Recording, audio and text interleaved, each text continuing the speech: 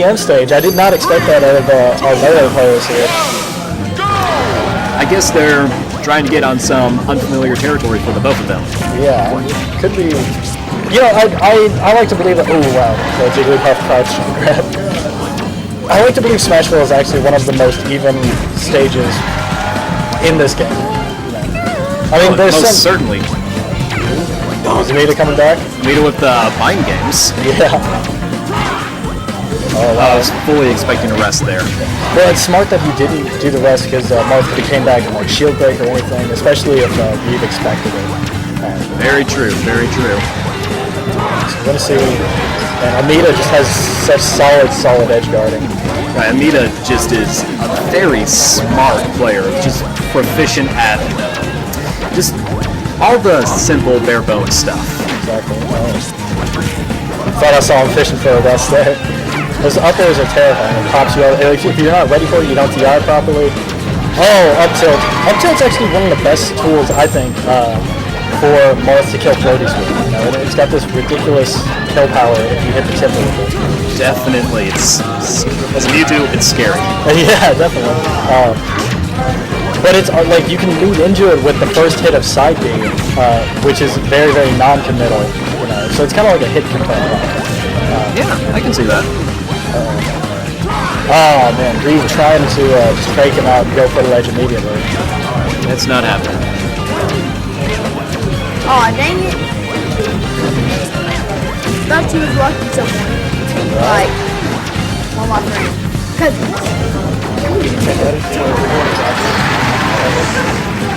All right, so we're going right back, and I mean it's an even game. I think in some respects we kind of expected that to happen.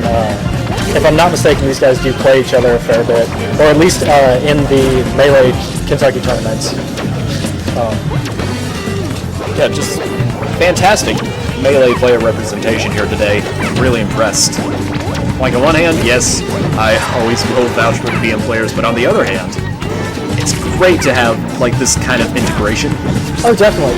And you know, a lot of Melee players kind of have their complaints about different things or stuff they're not used to. But at the end of the day, like this is a great game that's been developed. It's just more Smash for people to play. You know, nothing wrong with that. Oh, tries to get him with the Hunger Box. There we go. Gets him with the up tilt. Now, if you're Amida right now, unless you get like the best possible rest you could ever hope for, it's kind of off the table. Right. Just playing the spacing game. It's pretty much Jigglypuff in a nutshell, but you kind of have to with Marth. He's got him off stage. Doing a pretty good job at it. Oh, great got recovery. a jump! Yeah, and that's the Marth player special. They hold on to their jumps till next year, and then they use all of it. Once again, holding on to his jump. Fantastic! Oh man, I was fully expecting Smashville to come to the rescue there, but recovering low. Somewhere, Mewtwo King wakes up in a cold sweat thinking you could have teched that. That would have been a clutch tech. Definitely, it's definitely what he needed to survive there. Yeah, Amida has actually been pretty proficient at those stage spikes all throughout today. We saw him do that a little bit earlier.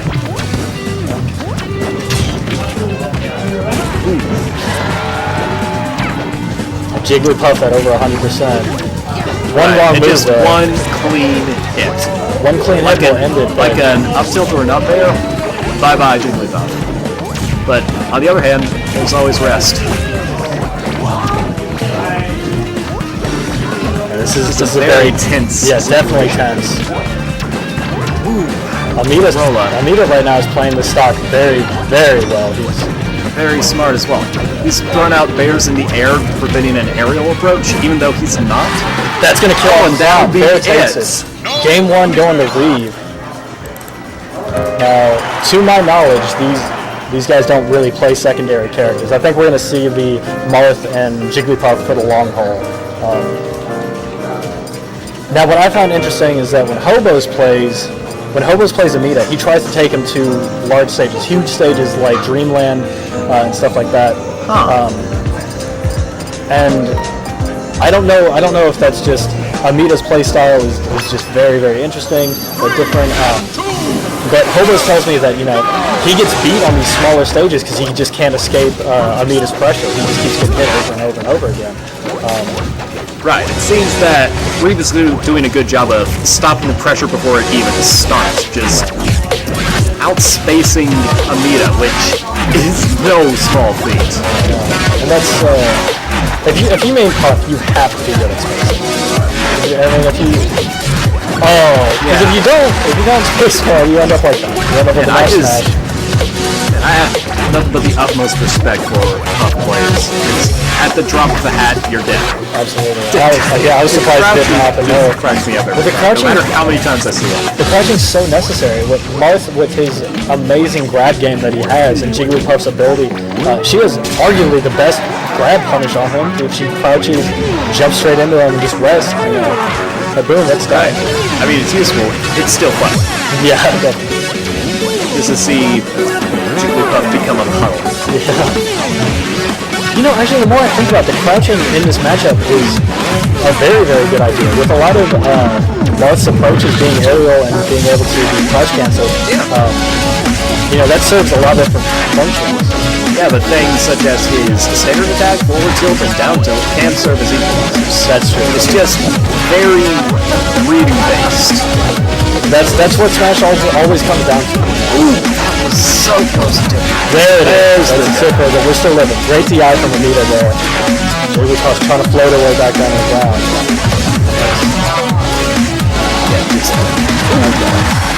Reeve totally willing to try to trade if it just means popping this little balloon. There's the up tilt. He's going for a wall out there. I'm pretty sure. You know, most people that see Amida roll out, they just kind of freak out immediately. And there's the punish. Back to because he was guaranteed, or practically guaranteed to go off the top. Yeah, there really wasn't a whole lot of good DI options there.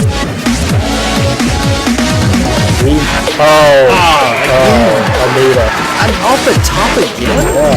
That was looking like it was going to be the side. I mean, you start getting hit by these flurry of kicks and stuff, and you start forgetting, or you forget how to DI the rest, you know, if it's coming at any moment. You just explode. Actually, DIing a Jigglypuff is a pain, but pretty necessary for the matchup.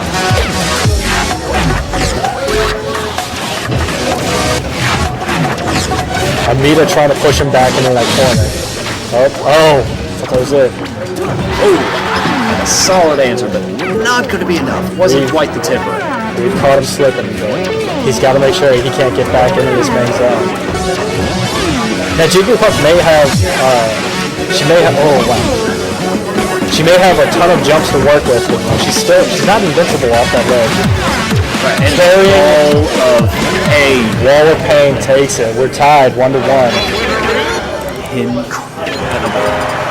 If I'm Amida, I'm banning Yoshi's story immediately.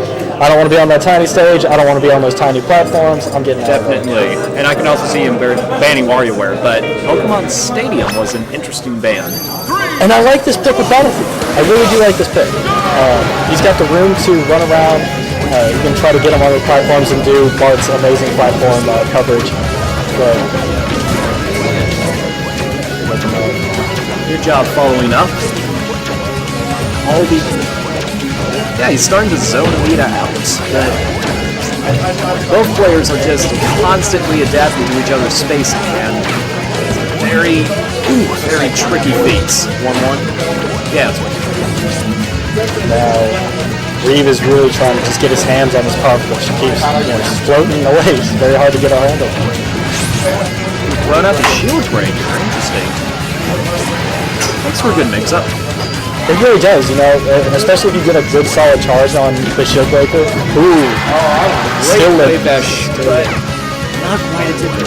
That said, he won't need a tipper for another F smash to kill at this point. Right. At this point, it's kind of just anything. Great poke. He tries to snap to the ledge. Off he goes.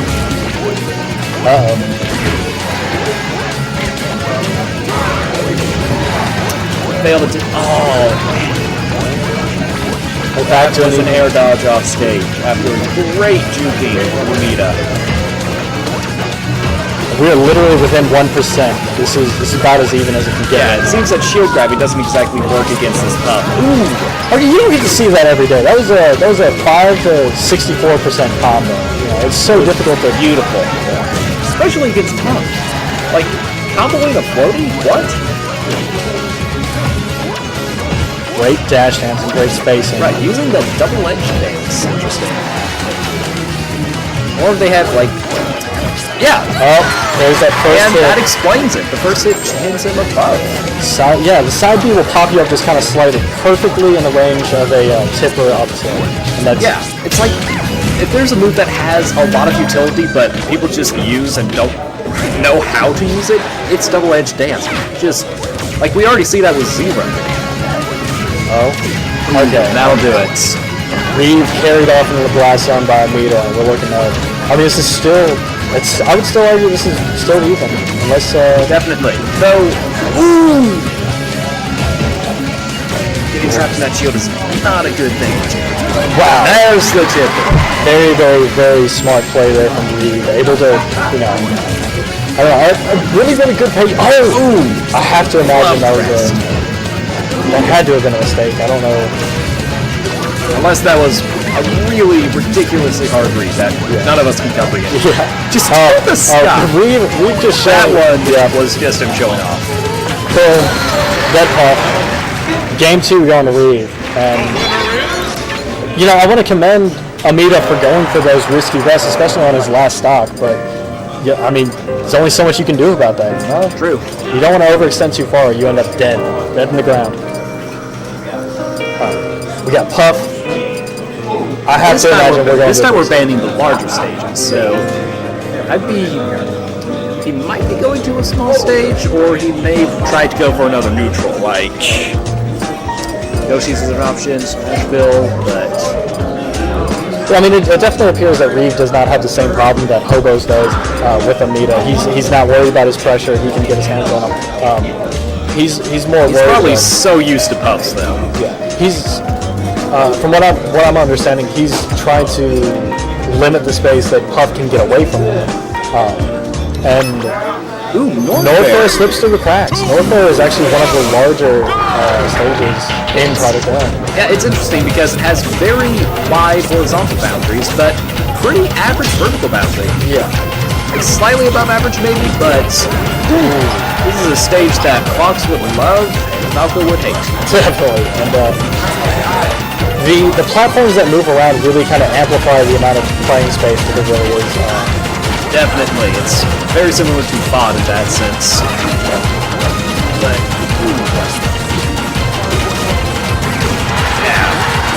That smash puts him off stage. That's a terrifying situation watching a giant balloon come at you. man. That range of that bear is incredible. Absolutely incredible. Well, people for the longest time. There you go again. People for the longest time have been saying, you know, like Puff is a one-trick pony. She just throws out the back air on the rest and stuff like that. But it's just amazing to see like how effective it really is. You know, like why complain about it? Oh, there's that side B until it's. I mean, if it works. If it works, might as well do it. You know, especially when there's money on the line. We have, I believe, over $350 in the prize pool tonight. Wow. And that's going to be split between our top players. You definitely want your big chunk of change. You don't want the little one. Don't let honor or something silly like that get in the way.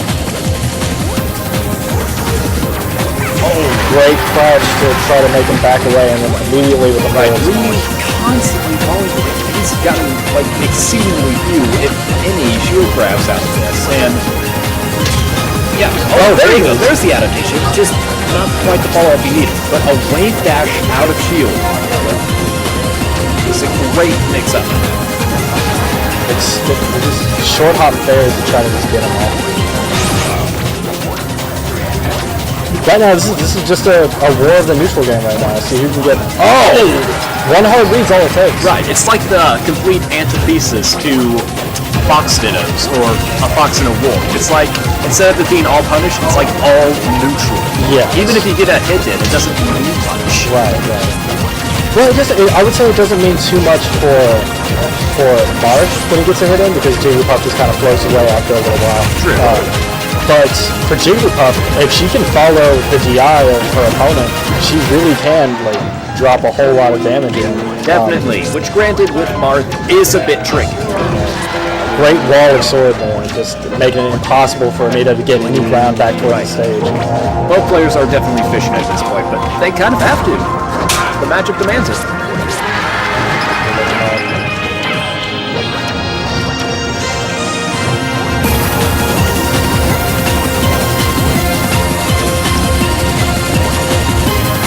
There you go. Amazing dash dancing into Marth's longest move. Yeah, and you can kind of see the logic behind Warfare now. How Jigglypuff kind of survives slightly longer, but with a Pipper, it doesn't mean anything. I mean, Amida is still milking this stage for all it's worth, but you know, man, you've got to hand it to Reeve. He's adapted so well to everybody today. Yeah, he's already. Yeah. Right there. He wasn't falling for the Amida, grab, Amida, but the wave dash didn't come out quite fast enough. He is so close to being it. And Reeve keeps settling for these forward throw or down throw into F smash, and I don't blame him. I think it's reliable. You know. Sometimes you go with the basic stuff. There's nothing wrong with that. It's very effective. He doesn't need to get fancy. We're gonna down throw. Oh, Reeve said he's gonna get out of here. Air. Haven't been seeing that a lot in this matchup. Maybe it's just not as good of a tool against the Jigglypuff. Trying to get that up tilt right now. Oh, gets put into a trap situation. No, he had a jump. That down Just one solid up tilt. That down throw may look like, you know, it's not all that useful, but it really, when you give your opponent time to stew and think about the That'll do it. Reeve takes it 3-1. Very, very solid. Well done to him. Congratulations. And I'm